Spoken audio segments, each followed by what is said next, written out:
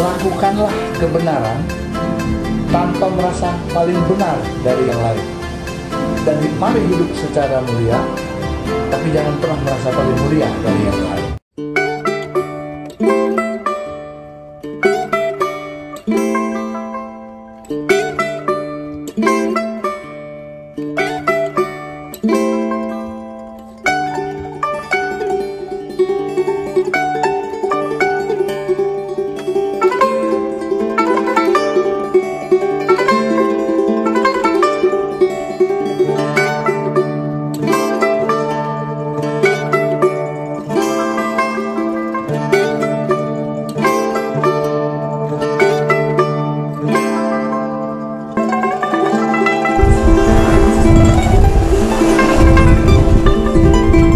Hidup itu ibarat buku. Jika kita tidak berani membuka lembarannya, maka kita tidak akan pernah tahu apa yang akan terjadi selanjutnya. Buku Kas.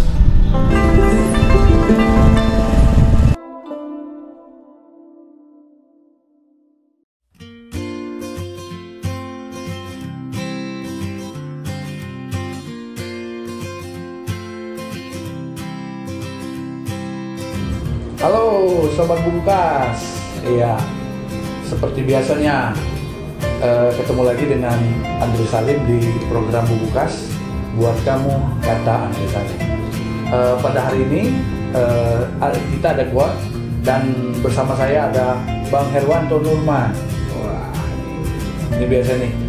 Beliau tampil kembali untuk yang kesekian kalinya karena beliau termasuk mentor nih di sini untuk segala sesuatu yang berhubungan dengan hukum, kemudian beberapa hal yang mengenai tentang perjuangan, ya? Perjuangan dan doa. Oke. Hari ini kita ada quote, Bang. Ya, quote-nya sederhana sebenarnya. Lakukanlah kebenaran tanpa merasa paling benar dari yang lain. Dan mari hidup secara mulia, tapi jangan pernah merasa paling mulia dari yang lain. Nah, itu quote kita hari ini. Nah, bicara tentang kebenaran, Bang, bicara tentang sebuah kemuliaan, menurut seorang Herwanto Nurman gimana?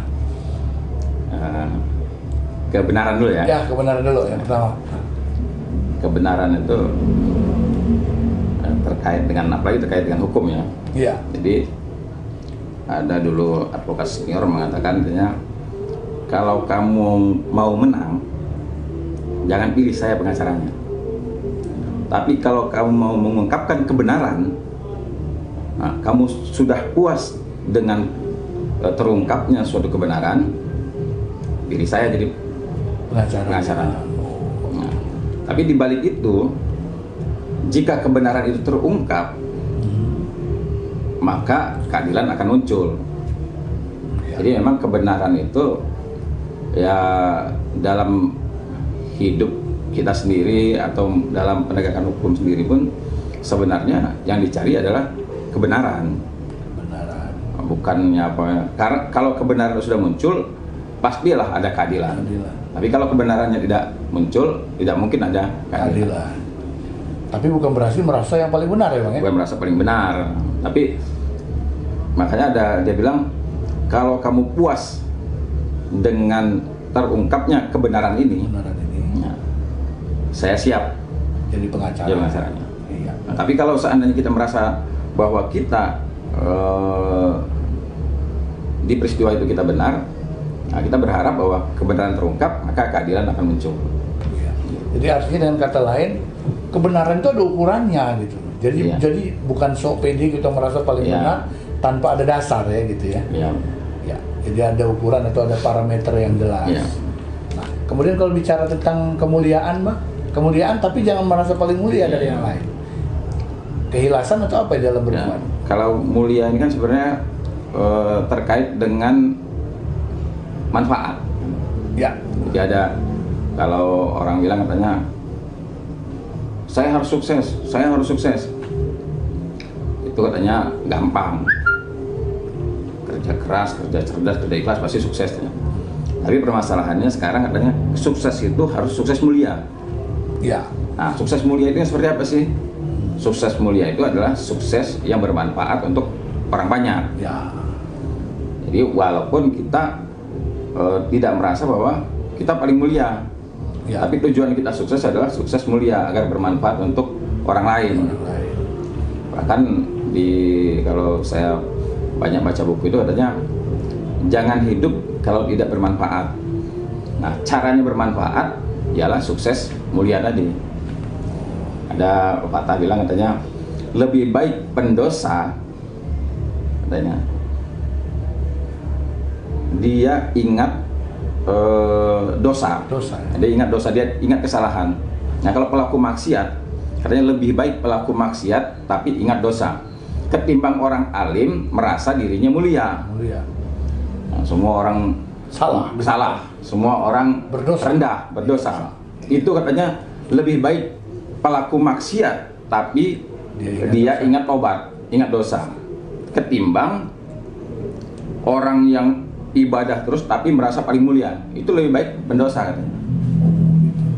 Jadi pada artinya kita harus introspeksi diri.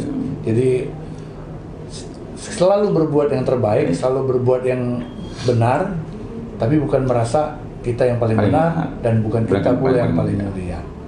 Nah, sekarang kan situasi di mana-mana ini sedang kita berduka nih. Covid saja belum hilang, kemudian sekarang ada bencana di mana-mana. Termasuk kita sekarang berada di daerah DKI Jakarta.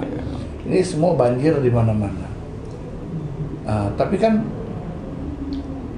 bicara tentang banjir, ya bahwa banjir ini kan memang dari zaman Kompeni Belanda ya memang sudah ada gitu kan. Dan siapapun yang ada di sini belum orang Jakarta katanya kalau belum pernah ngerasain banjir. Nah, kalau Bang Ato sendiri gimana nih? Kalau saya ibaratnya itu tadi ya, bukan kita merasa paling mulia ya. Iya. Atau bawahnya kita bersyukur ada saudara kita yang terkena banjir, bukan juga. Iya.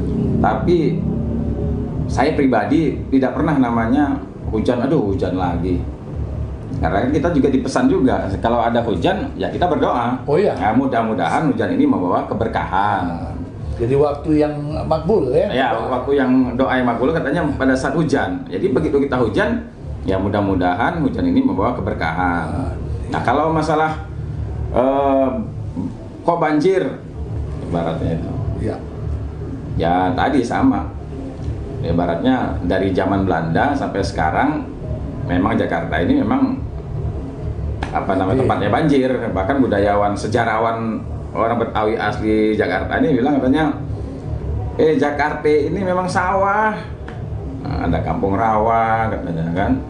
Ada pokoknya nama-nama rawa belong, buaya. Memang itu semuanya Jakarta ini memang sebenarnya katanya sawah. Nah, jadi jangan heran kalau seandainya banjir itu ada. Sedikit hujan banjir. Tapi harus jangan sekarang ya. Sensitif. Nah, ya. Jadi sebenarnya kan kalau kita tanpa mau flashback, tanpa kita mau menyalahkan pihak manapun, tapi sebaiknya memang berbagai pihak ini adalah mari kita bahu-membahu gitu Bang ya, untuk supaya menjadi lebih baik seperti itu ya. Nah, ini yang mungkin pesan ini yang saya tangkap dari Bang Ato. Jadi berhenti lagi kita saling berdebat gitu. Yeah. Gitu ya Sobat Buku Kas, berhentilah berdebat karena nggak ada gunanya berdebat gitu. Yang pasti kita cari sekarang ini bagaimana solusinya untuk menangani ini semua. Nah, itu yang akan terjadi. Nah nih, dengan situasi pandemi yang sedikit demi sedikit ya mungkin sudah mau mulai mereda sepertinya. Gimana nih Bang suasana, kan geraknya kan di hukum ya, kemudian juga di entertainment. Nah, kita dari sisi hukum dulu. Apakah sudah banyak jadwal persidangan gitu apa gimana? Kliennya gimana Bang? Udah mulai banyak apa gimana sekarang? Maksudnya dampaknya? Dampaknya yang persidangannya, jadwal persidangannya apakah masih daring, virtual atau tatap muka sekarang? Kalau sidang masih daring. Sidangnya masih daring. Yeah. Kalau di dunia entertain ya tetap ya. protokol, Tapi kesehatan, tetap prokes. tetap. Iya. Tapi kalau sidang sampai sekarang para penegak hukum masih menggunakan daring. Kalau boleh tahu Bang, selama COVID ini kasus apa sih yang paling banyak? Nah, ini sepanjang sejarah saya jadi advokat, Iya. baru ini perkara perceraian Oh, marak ya. meningkat tajam. Meningkat tajam. Oh, jadi kalau biasanya ke PN gitu ya, ini ke PA gitu. Sekarang ya? ke PA. Iya. Ya, mungkin situasi kondisi ya. Seperti itu. Justru malah perceraian yang ini jadi pengacara ini dong ya, pengacara keluarga kalau kayak gitu Iya. ya. Padahal katanya banyak orang bercerai karena faktor ekonomi. Iya. Nah, kepala pandemi. Padahal sebenarnya pernikahan itu membuka pintu rezeki. Nah, ini kan jadi hal yang paradok ya, Iya. bertentangan ya. Bertentangan. Iya. Padahal pernikahan membuka Pintu rezeki. Tapi kenapa Banyak orang cerai karena faktor ekonomi. Iya, kenapa yang menikah justru malah berpisah gitu kan? Nah, ini juga. Ya kadang-kadang kita kan jadi apa ya? Kalau menurut saya pribadi, kadang-kadang terjadi sesuatu misalnya, apakah ekonomi atau sesuatu, selalu ujung-ujungnya memilih opsi berpisah. Seolah-olah perpisahan adalah sebuah solusi, padahal sebenarnya bukan ya. Bukan. Gimana kalau menurut Bang Ato? Apakah perpisahan sebuah solusi? Kalau perpisahan ya tidak ada yang namanya Jadi perpisahan. Jalan terbaik itu sebenarnya tidak ada. Iya. Tidak apalagi kita berpatokan pada pernikahan itu membuka pintu rezeki. Ya. Berarti sudah terbuka pintu rezeki kan. Dan tidak ada satu makhluk yang bergerak di muka bumi ini yang tidak dijamin rezekinya sama Allah kan. Nah, jadi ibaratnya kalau orang khawatir, wah karena pandemi, karena ini, itu cuma sebenarnya sih alasan klise ya. klise aja. Tapi saya mau menyampaikan nih. Ya. Banyak orang bilang begitu ketemu sama yang dulu mungkin teman klien, Ya. wah ini Bang Herwanto, ini pengacara yang menceraikan si A. Itu diluruskan dulu. Jadi sekarang tukang pisah gitu. ya, Tukang pisahin. sekarang kan perkara perceraian banyak nih. Nah jangan nanti, itu pengacara yang menceraikan ini, enggak. Yang memutuskan mengabulkan permohonan perceraian itu adalah pengadilan. Iya. Pengacara itu hanya membuat dan mengajukan gugatan.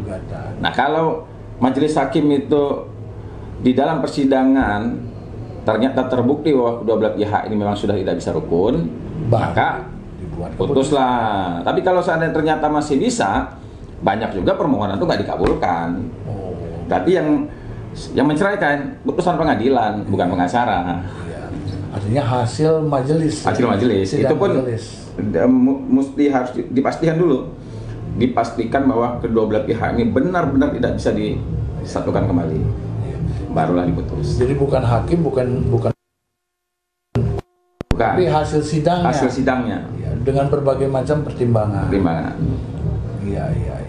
Jadi itulah yang sekarang fenomena itu. Jadi ketika pandemi justru itu yang meningkat ya. Itu justru perceraian makin meningkat. Tapi kalau yang kejahatan, apakah ada? Kalau kejahatan ya kurang begitu, biasa aja lah. Yes. Bahkan kita keluar rumah aja takut kali ya. Keluar rumah aja takut. Mungkin seperti itu. Nah itu sobat buku kas, jadi justru malah zaman pandemi ini COVID-19 justru malah yang terbanyak itu yang perceraian gitu kan, aspek keluarga. Ya mungkin hanya ada miskomunikasi ya gitu Bang ya. Seperti itulah gambarannya. Nah, kita sekarang kembali ke dunia entertain. Yang paling banyak sekarang ini menurut Bang Herwanto Nurman, Bang Ato, itu trennya ke arah mana nih, sinetron atau FTV itu ke arah mana? Drama, action atau kemana ini? Ataukah kolosal? Kalau yang sepertinya rate-nya agak lumayan gitu. Rate di masyarakat atau rate ya baik di masyarakat maupun di TV, di televisi. Peminat penonton itu yang paling tinggi apa sih? Peminat penonton Drama sebenarnya sama ya.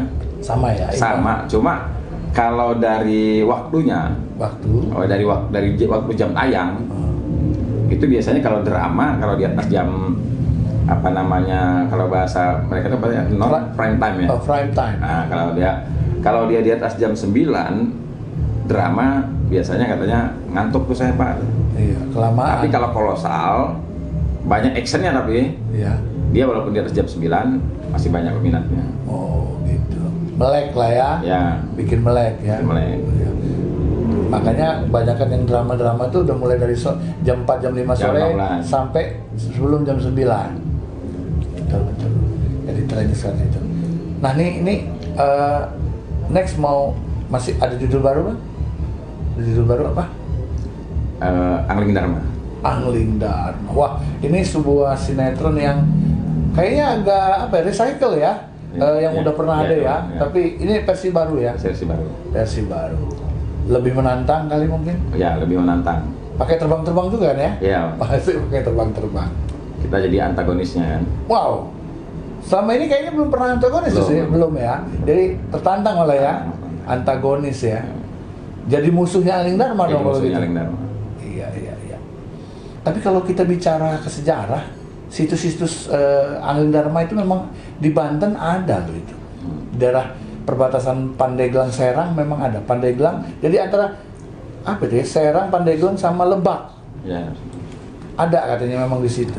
Ada. Kalau menurut ceritanya produsernya udah waktu Raden Kian Santang juga dia datangi Cirebon, datangi ini kan ada apa namanya itu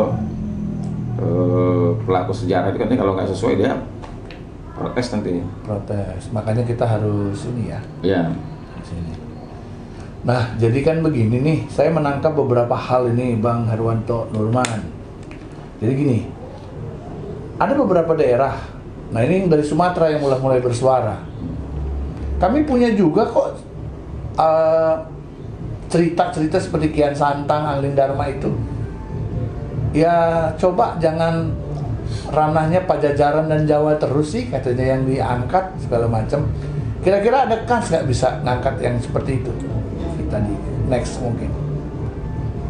Saya sendiri yang kayak di Lampung itu ya tahu ada Intan itu aja. Ya. Nah, tapi itu ya ini juga sebenarnya di sekolahan juga perasaan tuh dari SD sampai SMA nggak terlalu spesifik diajarkan bahwa pahlawan tentang sejarah ya. Sejarah Lampung ini bagaimana, terus pahlawannya bagaimana perjuangan pergerakannya. Ya. Jadi akhirnya orang lebih seneng yang lebih apa namanya? Ya, Siliwangi kan, Prabu Siliwangi, udah tahu semua. Iya. Tapi kemarin kebetulan saya membaca sebuah berita. Jadi sedang ada penggalian sejarah secara lengkap tentang Raden Intan dan ada rencana itu akan dibuatkan dalam bentuk film. Nah, akhirnya saya artinya justru mengusulkan jangan dokumenter. Kalau dokumenter ya mohon maaf, anak zaman now milenial mana ada yang menonton, saya bilang. Bukan nggak ada yang menonton sih, kurang peminat maksud saya. Jadi kalau Kepalangan ya dibuat kayak yang tadi itu seperti Angling Dharma atau Kian Santang gitu kan, lebih ini lagi. Dan pelaksanaannya sepertinya untuk penggalian itu adalah Universitas Lampung kemarin. Dan itu sudah ada pembicaraan dengan pihak pemerintah provinsi. Sudah kemarin tadi saya lihat rilisnya dengan Pak Sekdanya gitu, dengan Pak Rizal Darminto ya namanya. Nah, itu jadi sedang bicara. Dan kemudian ada satu lagi itu Bang, di Wekanan katanya. Wekanan itu mereka ada seperti Kian Santang itu juga, jadi ada cerita rajanya. Dan mereka sebenarnya sudah mengundang juga kita untuk istilahnya itu survei sekaligus melihat sejarah-sejarah dan potensi yang ada di sana. Ya saya mengatakan bahwa ya bukan tidak bisa, sangat bisa, tetapi hanya tinggal waktunya saja. Wah, ini kayaknya seperti kenang-kenangannya agak unik ini, Bang Ato. Kujang ya. Ini dalam rangka apa ini? Penghargaan dalam rangka apa nih? Itu waktu saya jadi narasumber di Universitas Pakuan. Oh, Pakuan, Bogor. Ya, Bogor. Bogor, ya. Itu dalam narasumber apa nih kalau boleh tahu? Waktu itu narasumber tentang profesi advokat. Oh, tentang profesi advokat tuh. Oke. Tapi asli ini unik sekali nih ya, bentuknya ini senjata khas Pajajaran ya? Pajajaran ya, apa namanya? Tatar Sunda ya? Tatar Sunda ya, kujang. Kujang pusaka. Kujang pusaka. Jadi kalau bicara begini nih, pasti ada filosofi dong ya? Oh iya. Ini yang paham filosofinya, sejarahnya, ada sahabat kita yang menjadi Prabu Siliwangi. Oh, Bang Ananda George ya. Yang kayaknya memang spesialis jadi Prabu. Memang spesialis Prabu Siliwangi, benar. Iya. Boleh, lain waktu kita mungkin main ke sana, kita ngobrol ya. Kita pengen tahu sejarah tentang Pajajaran, kita minta sejarahnya dengan Ananda Jos. Nah, itu udah paham berarti. Oh, jadi artinya mau jadi seorang Prabu walaupun dalam film ya harus tahu filosofinya, harus tahu sejarahnya ya. Sehingga jadi dia bisa mendalami karakter gitu ya. Iya. Dia tahu itu. Raden Kian Santang, Prabu Siliwangi, bapaknya Prabu Siliwangi, kakek Prabu Siliwangi, dia tahu semua itu. Oh, gitu. Jadi langsung dia menyerap itu semua, kemudian menjadi seperti itu. Nah, Sobat Buku Kas, the next, jadi mungkin kita mau diajak sama Bang Ato untuk ketemu sama Bang Ananda George, pemeran Prabu Siliwangi, yang ternyata memang beliau mendalami sekali bagaimana itu tentang itu, sehingga apa filosofinya kujang, filosofi apa ini bisa kita akan tahu, kita tanyakan dulu nanti, gitu ya Bang ya. Oke, baik, nanti mungkin kita coba tanyakan ke Ananda George, pemeran Prabu Siliwangi. Ini Sobat Buku Kas, Bang Ato ini, beliau adalah selain pemainnya memang sebenarnya orang balik layar juga sih sebenarnya, karena beliau juga yang ya jadi sesuai profesi lah, jadi lawyernya daripada ya yang mendukung di belakang lah gitu kan ya. Nah, jadi makanya mungkin saja apa yang kita bicarakan tadi bisa menjadi sebuah gambaran untuk variasi cerita yang akan datang gitu. Oke Bang, terima kasih bincang-bincangnya, dan kita sudah sampai di ujung. Jadi quote kita hari ini sudah dibahas dengan Bang Ato tadi. Quote-nya adalah, lakukanlah kebenaran tanpa merasa yang paling benar, dan hiduplah kita secara mulia tanpa merasa paling mulia dari yang lain. Jadi biasa aja kali Bang ya? Biasa aja. Baik Sobat Buku Kas, terima kasih sudah menyaksikan Buku Kas kita episode kali ini. Wassalam, Andri Salim, Buku Kas. See you. Senimania